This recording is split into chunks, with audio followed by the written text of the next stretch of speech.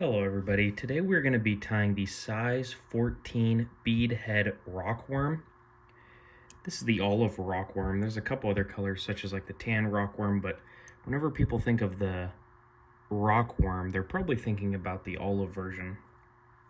To start this fly off, we're going to be using Lively Legz lip splitters number 470 in size 14 as the hook, and to pair that hook up with a bead, we're going to be using a 7/64 silver colored brass bead. And the thread we're going to be using on this fly is Uni-thread 136 denier 6/0 in black. We're going to start our thread right behind the bead,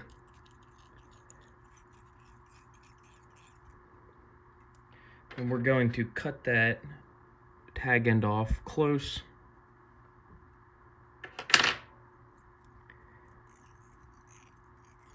Making sure it's tied in right. And then the wire we're going to be using to rib the body is ultra wire in chartreuse. This is the small size. You can use the medium as well.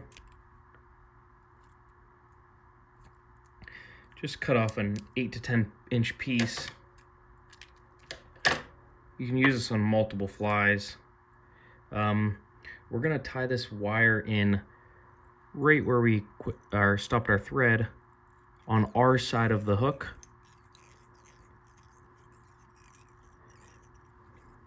And then we are just going to keep that, and we're going to advance our thread just to slightly over where our hook drops over. You don't want to go too far because then you're going to start losing fish because the body of your hook is going to kind of stop the hook from fully doing its job.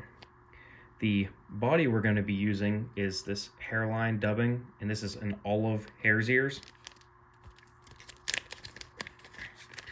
We're going to start the dubbing noodle off pretty thin on the bottom of the fly, putting a little bit of saliva on that thread to get the dubbing to stick good. You can also use beeswax as well. Like I said, we're going to start off pretty small at the bottom to create a nice, gentle, natural taper.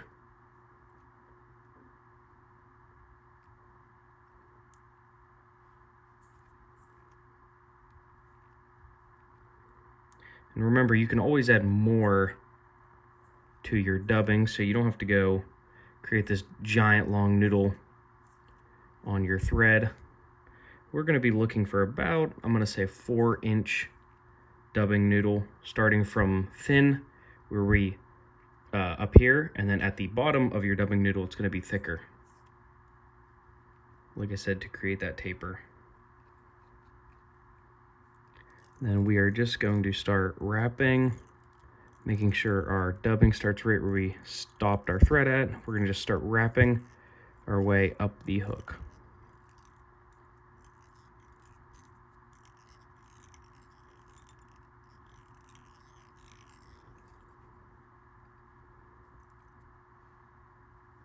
This body is going to look a little bit thick in the beginning, but whenever we put the wire on, it will kind of shrink it up. Then we're going to take our wire and counter wrap up the fly, making nice, even, tight wraps. Then we're going to make one full wrap right behind the bead, and then we are going to tie that in.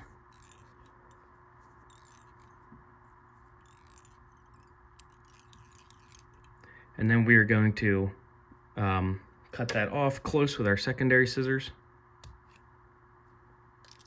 Cut that wire off close, making sure that end of that wire is pushed up underneath. And then to end this fly, the only other thing we're going to be using, I'm using some Superfine dry fly dub here.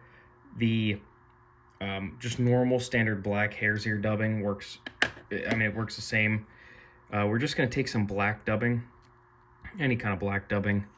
Since this is dry fly dub, I can make it a little bit thinner for smaller flies. but for a size 14, I'm going to make it a little bit thicker.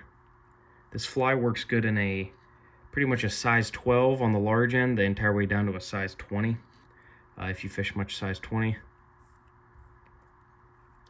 Okay, I have a decent noodle here. This might be a tiny bit too much.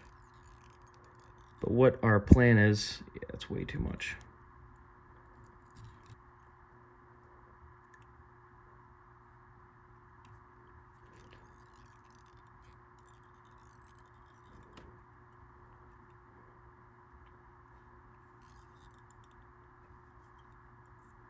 Okay, now we are going to whip finish. Right behind that bead, we're just going to do a 4 to 5 turn whip finish. And then cutting that off with our scissors or the back of our whip finish tool.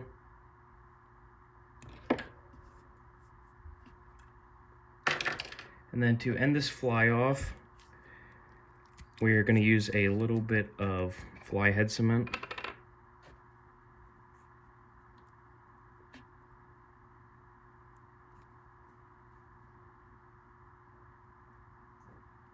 Just like that.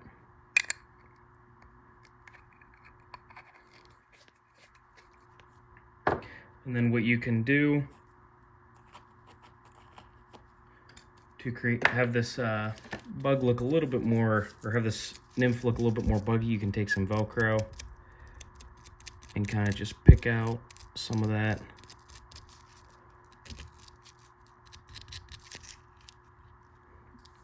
That's pretty dang perfect right there. As you can see, I kind of like using the black dry fly dub here to create kind of a little bit tighter collar. Like I said, it really doesn't matter. Just any black dubbing would work there. Just making sure it's thin right at the edge of that bead. You also can switch this bead out with a black nickel or just a straight black bead to kind of make this look a little different. I like the look of the silver. But the black nickel looks, it makes it look really good as well. This is a kind of a older fly that kind of lost its popularity, but it definitely catches quite a few fish. It's a super simple caddis pattern, but anyway, it's a pretty easy tie.